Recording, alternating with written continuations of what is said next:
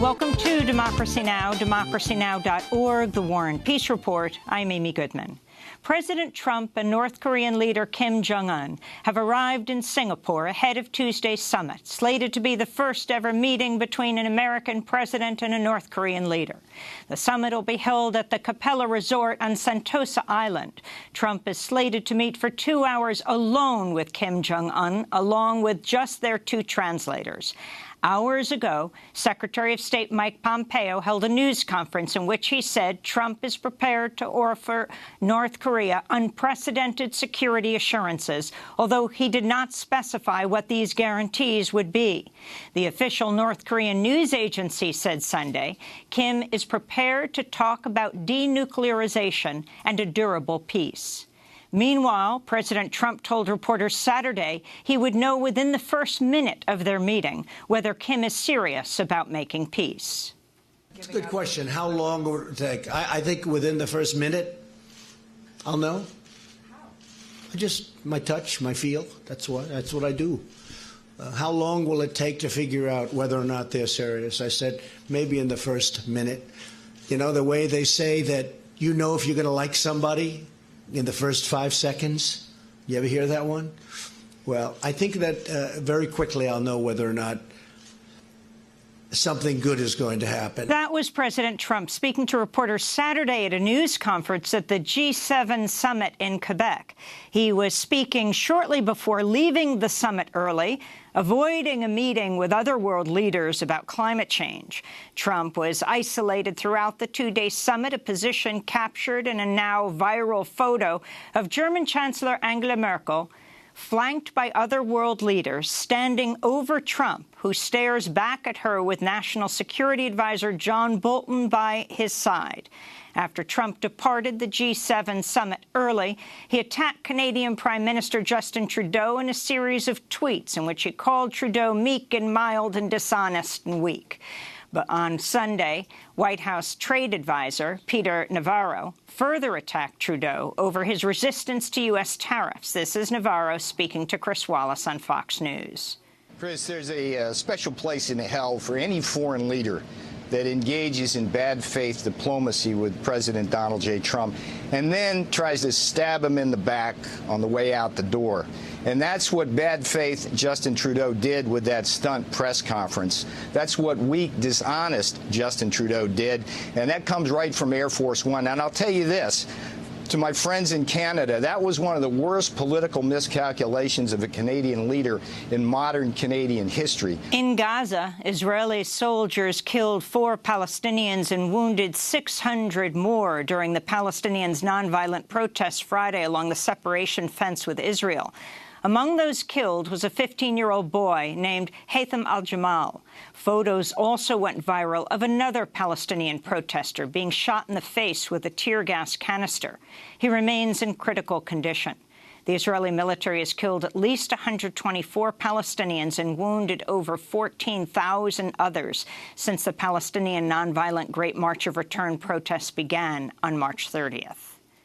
The Pentagon says U.S. Special Operations soldier Alexander Conrad of Chandler, Arizona, was killed in southwestern Somalia on Friday. The Pentagon says he and fellow troops were attacked by the militant group al-Shabaab. 4 other U.S. soldiers were wounded. There are reportedly about 500 U.S. troops stationed in Somalia.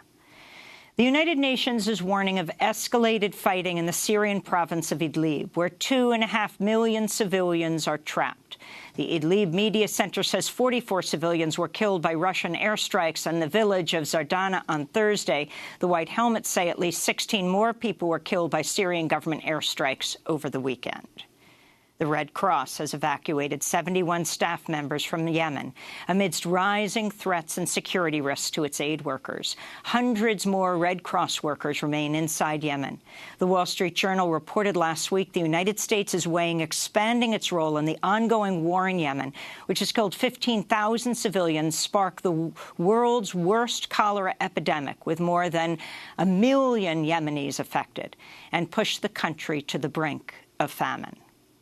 Back in the United States, media reports have revealed a Honduran asylum seeker who was separated from his wife and 3-year-old child after crossing the border, died by suicide in mid-May after strangling himself in a jail in Starr County, Texas.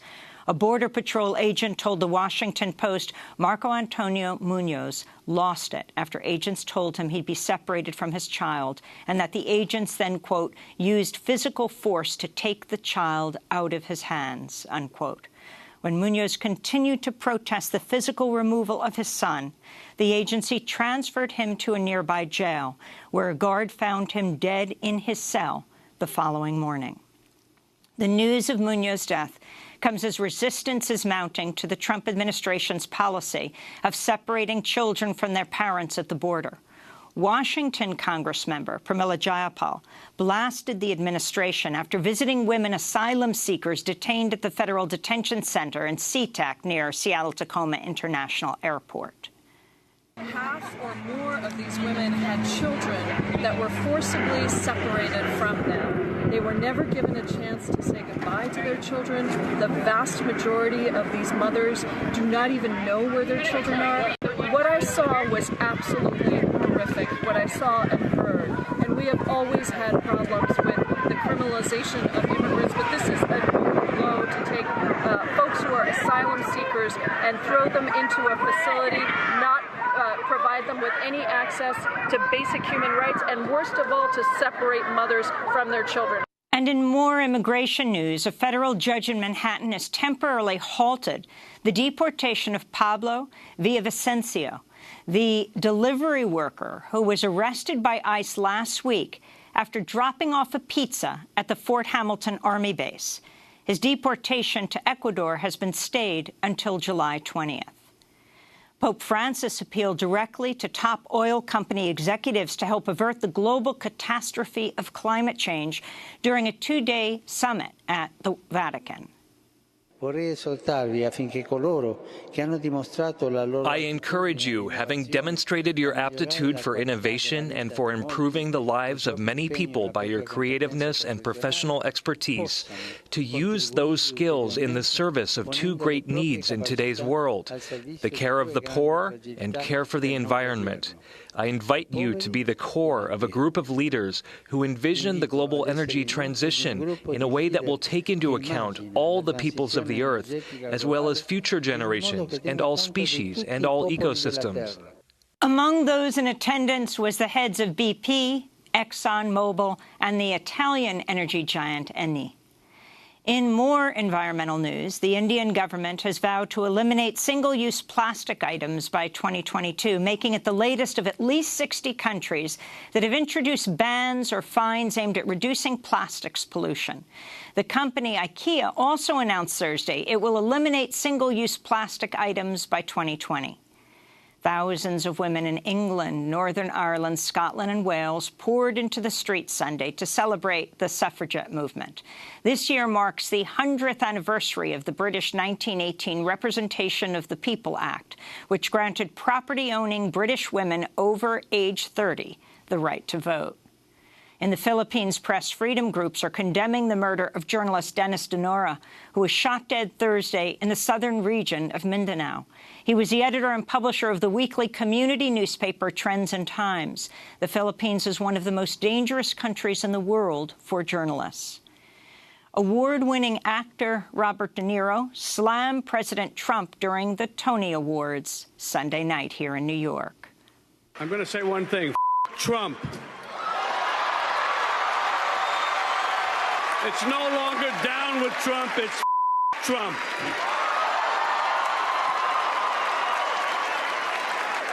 Now I'll get to this, my introduction.